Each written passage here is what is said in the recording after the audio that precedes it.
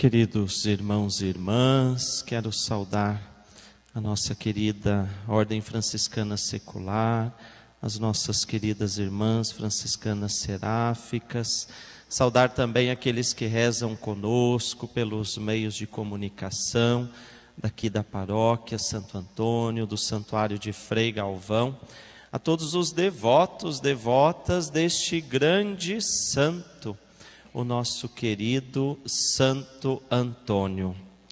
Santo Antônio, grande pregador do Evangelho, construiu a sua santidade através não só da escuta e da meditação atenta da palavra de Deus, mas a partir da vivência daquilo que ele ouvia, meditava e anunciava.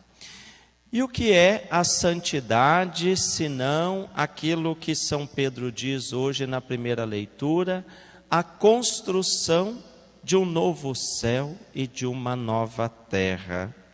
Diz assim a segunda carta de São Pedro: caríssimos, vivendo nesta esperança, esforçai-vos para que ele vos encontre numa vida pura e sem mancha e em paz, porque o que nós esperamos são novos céus e uma nova terra. Nós celebramos, exaltamos e procuramos imitar a vida dos santos exatamente porque nós buscamos um novo céu e uma nova terra. Não estamos conformados com as coisas assim como elas estão. E por isso os santos são apresentados para nós como aqueles inquietos que construíram já e aqui neste universo, nesta terra, um novo modo de ser. Já adiantaram aquilo que iremos experimentar em plenitude junto de Deus. Mas São Pedro diz assim também: para suceder que não levados pelo engano destes ímpios, percais a própria firmeza. A santidade de Santo Antônio foi construída também por uma vida firme e contrária aos erros, aos pecados e às injustiças. O evangelho que nós ouvimos hoje é uma demonstração clara desta firmeza que Jesus tinha e que nós também devemos ter. Em primeiro lugar, o evangelho nos mostra um elogio vindo daqueles fariseus que na verdade era um elogio falso. Vocês já receberam elogios de pessoas falsas? Triste, não é? Quando por trás de um sorriso, de um aplauso, de um elogio, de uma palavra que aparentemente é bonita, se esconde uma hipocrisia, uma armadilha e uma maldade. Foi o que tentaram fazer com Jesus. Diz assim, que chegaram aqueles fariseus e partidários de Herodes e disseram: mestre, sabemos que tu és verdadeiro, que não dás preferência a ninguém, que não olhas para as aparências do homem, mas ensinas com verdade o caminho de Deus. Elogiando, mas não estavam exaltando Jesus. Hipócritas, falsos, estavam querendo armar uma armadilha, criar uma armadilha para Jesus. E aí, então Jesus, percebendo a hipocrisia deles, esta é a palavra que está no Evangelho, Jesus percebendo a hipocrisia, a falsidade deles, Jesus com a sabedoria que vem do alto, com a perspicácia daqueles que têm um coração em Deus, não se deixou cair naquela armadilha. Qual era a armadilha? Devemos dar, devemos pagar ou não o imposto a César.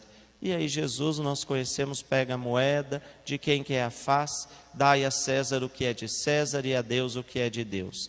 Irmãos e irmãs, o que significa isso tudo? Nós, como cristãos, também temos deveres civis e devemos respeitá-los. Agora, a nossa vida não se resume a isso. A imagem que nós trazemos é a semelhança de Deus. Nós não trazemos a imagem do dinheiro, do status, do poder, muito menos da falsidade e da hipocrisia condenadas por Jesus.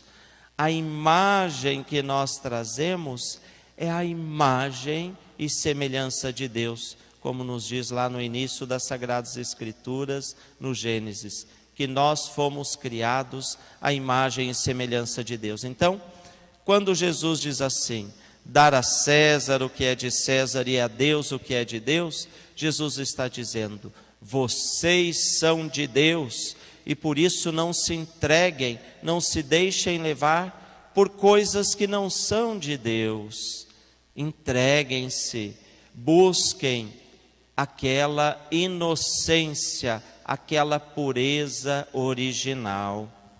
Irmãos e irmãs, esta perspicácia de Jesus, de perceber a maldade dos outros e não cair nesta armadilha, deve ser para nós também um exemplo de busca de santidade.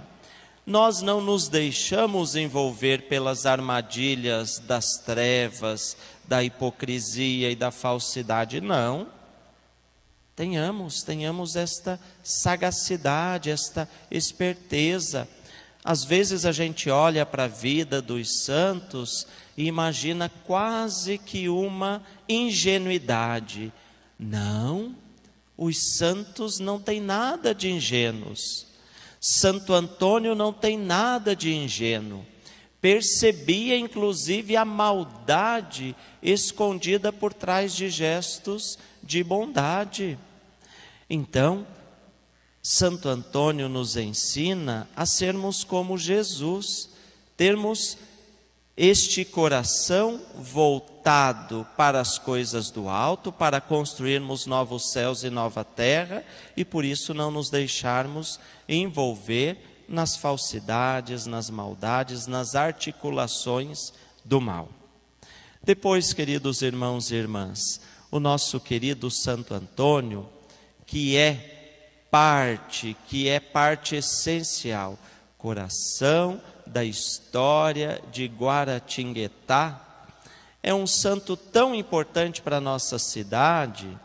Ele teve e tem ainda uma grandiosidade, porque eu não posso deixar de falar que a vida, o exemplo, o testemunho de Santo Antônio moldaram um outro santo. Qual é? São Frei Galvão. A vida, o exemplo de Santo Antônio forjaram aquele que se tornou o primeiro santo brasileiro. Aqui, nesta igreja, onde Santo Antônio, por quase 4 séculos, é reverenciado, aqui nesta igreja e a partir dela, onde Santo Antônio é apresentado como um modelo desta santidade, que busca novos céus e nova terra, certamente o jovem Antônio Galvão, com sua família, foi crescendo no desejo também de ser santo. Nesses bancos que vocês estão sentados, sentou-se também um outro jovem que olhou para Santo Antônio e percebeu que a vida franciscana, que a vida de santidade não era um privilégio para poucos, mas era um chamado para todos. E por isso Frei Galvão assume não somente o nome de Antônio, seus pais não lhe dão somente o nome, mas lhe dão também essa tradição, esta herança e este exemplo. E por isso nós temos, e esta igreja é testemunha destas 2 grandes figuras de santidade. Antônio de Pádua, ou Antônio de Lisboa, ou melhor, Antônio de Guaratinguetá, e também Antônio de Santana Galvão. Que ao olharmos para estas duas referências, dois grandes franciscanos que buscaram construir novos céus e nova terra, que não deixaram se envolver pela perspicácia, pela maldade, pela hipocrisia humana, mas com o coração voltado para as coisas de Deus, porque entenderam que eles eram imagem e semelhança divina e por isso são colocados para nós como referenciais, que a exemplo de Santo Antônio e de São Frei Galvão, nós também façamos crescer em nossos corações o desejo de santidade, que nada mais é que buscar uma vida coerente, que buscar uma vida longe dos enganos, uma vida marcada pela firmeza. Que possamos, assim como São Pedro nos pede, crescer na graça e no conhecimento de nosso Senhor e Salvador Jesus Cristo. Aqui está o caminho da santidade, trilhado pelo nosso querido Santo Antônio. Irmãos e irmãs, para todos nós, franciscanos, franciscanas, é um grande desafio falar da vida dos santos, porque o próprio São Francisco, numa das suas admoestações, disse assim, que seria uma grande vergonha para nós recebermos aplausos e elogios simplesmente por destacarmos as virtudes e os feitos dos santos, sem torná-los vida, sem colocarmos em prática. Então, para todos nós, esta novena, esta devoção a Santo Antônio, ela se tornará muito mais verdadeira e muito mais intensa, se a nossa vida, depois que termina a missa, ela for uma reverberação, ela for expressão daquilo que Santo Antônio foi.